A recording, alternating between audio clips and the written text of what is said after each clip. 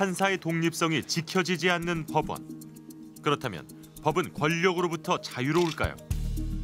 김영한 전 청와대 민정수석의 비망록엔 박근혜 정부가 어떻게 사법부를 활용했는지 엿볼 수 있습니다.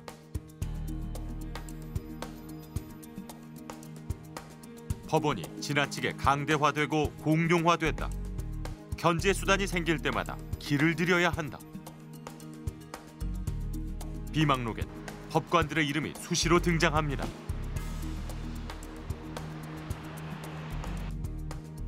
대법관 후보 인선에 관여한 정황도 드러납니다.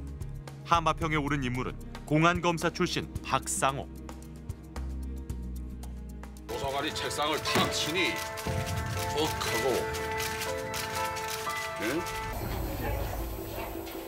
경찰의 고문치사 사건으로 억울하게 세상을 떠난 박종철 열사.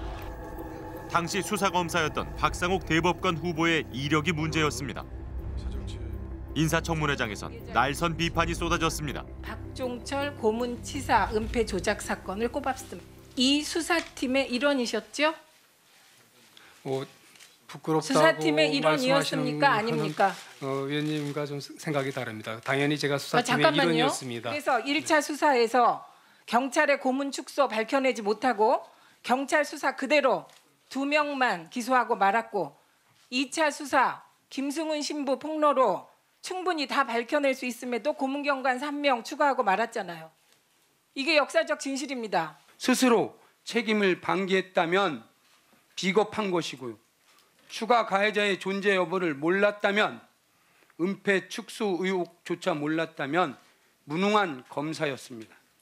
대한민국 국민들은 비겁한 대법관을, 무능한 대법관을 원하지 않습니다.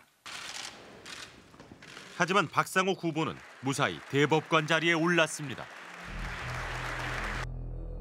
박근혜 정부는 입맛에 맞는 이들을 요직에 보내고 성향에 맞지 않는 판사들에겐 벌을 내렸습니다. 원세훈 전 국정원장의 판결을 비판한 김동진 판사. 직무배제 강구라는 메모.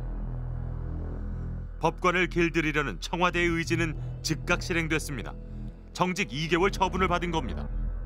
원세훈 전 국가정보원장에 대한 선거법 위반 사건 1심 판결을 공개 비난한 김동진 부장판사가 정직 2개월의 징계를 받게 됐습니다. 당시 원세훈 전 국정원장은 국내 정치 관여 및 직권 남용 혐의로 재판을 앞둔 상황. 그 결과 정치 개입은 유죄, 선거 개입은 무죄라는 기묘한 판결이 나왔습니다.